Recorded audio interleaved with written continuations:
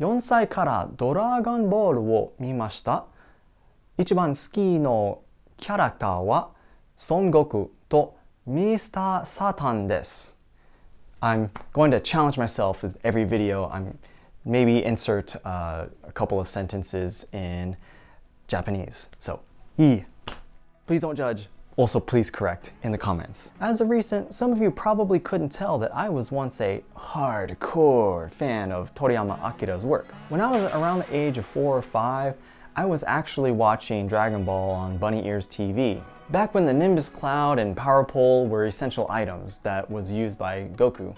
If toy makers back then put enough effort and attention to the Power Pole or maybe the Nimbus Cloud into merchandising, man, it'd be almost as iconic as lightsabers are to Star Wars. Just saying, missed opportunity. Before I even knew it, Dragon Ball had a death grip on my interest, bringing together martial arts like Bruce Lee and dinosaurs together into one thing, and it just spurred on the sense of adventure that I could live out through Goku's adventures when he fought against dinosaurs and later befriended them. It was just something that it just hit a note that I really wish others could enjoy. And I'm sure others have, which is why it's reached to such a global scale and across many generations. So many milestones in my life were impacted by some sort of way by Dragon Ball and Akira Toriyama's work. As you can see in these clips from Resurrection F when I happened to walk the red carpet, or orange in this case, literally rubbing shoulders with famous, ultra famous people. I even met Markiplier. Thinking back to my time in middle school, when a lot of us were trying to figure out who we are and what circles we fit into, I was still figuring out who I was, and I just so happened to make a friend. His name is Carlos. And man, there were times when I would think, this guy is really, really pumped, and he knows so much more about Dragon Ball and Dragon Ball Z than I do. I was so jealous one time when Carlos came into school and he had bleached blonde hair. Originally he had dark hair, and I'm pretty sure he used the equivalent of maybe a quarter tube of hair gel to spike his hair up like a Super Saiyan. Oh man, I was so jealous that his parents would let him do that, and I don't know. I wish. For myself, I was the friend that was really into drawing from memory Eastern style dragons and of course Dragon Ball Z and Dragon Ball characters, where I could do the muscles in that style and definitely get all of the spikes down to a T. Now the key is actually getting the proportions right, not necessarily the number of spikes, because that can kind of change based on the angle and such, but proportions, remember that. If Carlos and myself, it just got to a point where I wanted something more out of the friendship, and Carlos was a guy who is just all about Dragon Ball and Dragon Ball Z. He was just like super pumped. And these were the times where he was the dude who would walk around with, no joke, the oversized button up with an all over print and had the Dragon or Dragon Ball Z characters adorned on it with like just an explosion of spikes and muscle and ki energy. It was like, ah! I'm pretty sure there was times when we would just have a flex off of just like, oh, I'm going Super Saiyan. But I remember distinctly a moment of growth when I just got tired of our friendship being one note. And I was like, hey Carlos, is it cool if we don't talk about Dragon Ball and Dragon Ball Z? And it kind of just like was a moment of silence. But I think that for myself, it is still important, but it was also a time when I discovered that it's important to communicate these things to grow as a friendship. And unfortunately, Carlos was not one of those people to adapt so well, so we kind of grew distant as a result. He was still really like caught up into Dragon Ball, and I wanted to talk about other stuff and like be interested in other things. So To Carlos out there, or to friends like Carlos out there, I'm sorry. We're all sorry, but we don't want it to shape our personality. One distinct memory that I clearly remember and I bring up is a time when I was actually getting disciplined by my older sister. For some reason, I happened to step out of line and she decided, "You're getting grounded." And I, no joke, used the argument. And I'm not one to be really good at arguments or debating at all. Around that time, I was maybe 10 or 11. Let me build a picture here. This is when the internet wasn't as accessible and prominent as it is now. So a lot of us had a shared collective experience around a thing that's airing, and especially dubbed on Toonami. And I realize now that I was trying to argue for not having FOMO the next day when I wanted to talk about Dragon Ball Z with my friends. Yeah, not the greatest point to argue, but c'est la vie. It was something very big to me. I remember arguing and getting so caught up in the point of wanting to not be grounded, or at least have an exception to being grounded, just to see Goku transform into a Super Saiyan.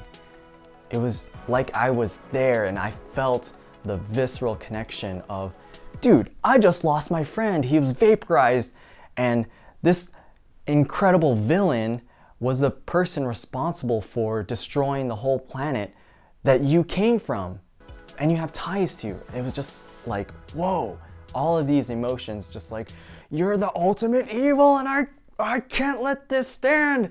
And I was like, oh my gosh, like, there was the mystery, the intrigue surrounding, what is a Super Saiyan? How powerful are they? And it's like, wow, to have something like that impact you and inspire you to be like, whoa, I want to right this wrong and I will do anything to like catch it and be a part of it. It's very incredibly profound, and yeah, it was just one of those times where I'm just like, wow, Dragon Ball and Akira Toriyama's work really spoke volumes and just struck a chord with so many different people. And for myself, I did happen to actually get the leniency off of being grounded to catch Goku transform. Oh, it was so cool. Man, I even remember the first time seeing my H-art kind of material going around school. It was, what was his name? I don't know. But basically anyone with a color printer and a sacrificial PC, because I'm sure that computer was absolutely riddled with viruses. Those people could probably make bank trying to hustle these pictures to us hormone-driven underclassmen. I mean, the first time I was like, wait, what was that? What? And this was a spoiler in H-art. And it was Android 18 and Krillin and Bulma and Vegeta, and I was like, whoa, I don't know if I even want that, because it's like the proportions are all incredibly, I don't even know what that is. But man, I just remember so many huge milestones that came from and was surrounded by Akira Toriyama, Dragon Ball, and a lot of his work.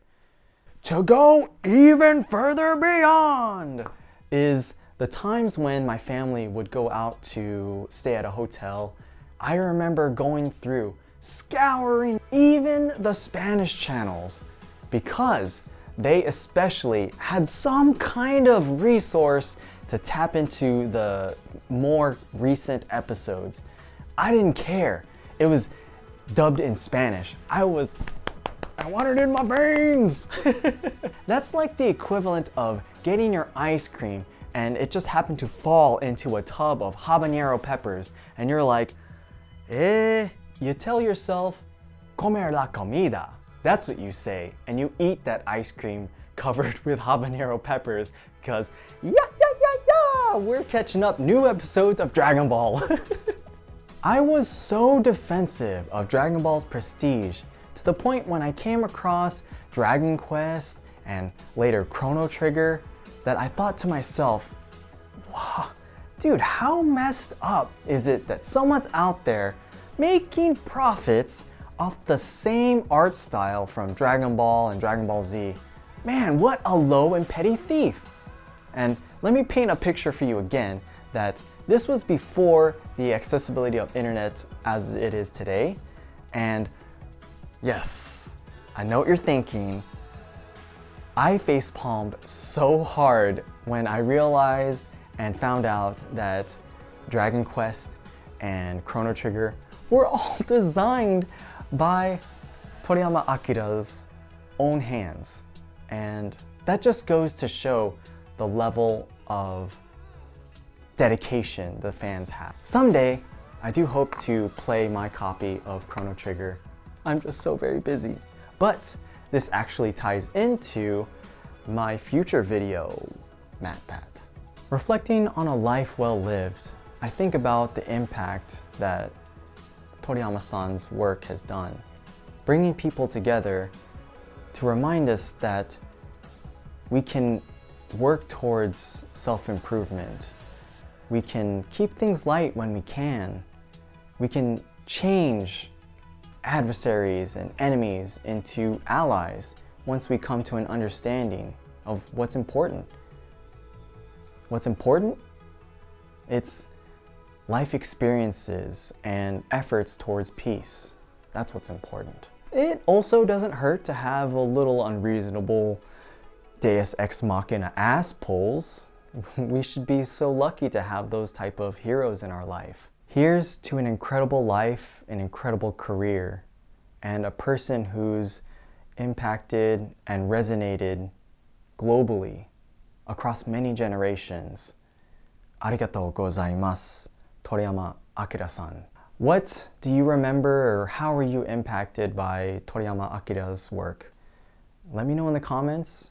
I'm a band hero, and this is A Band Hero Aspires.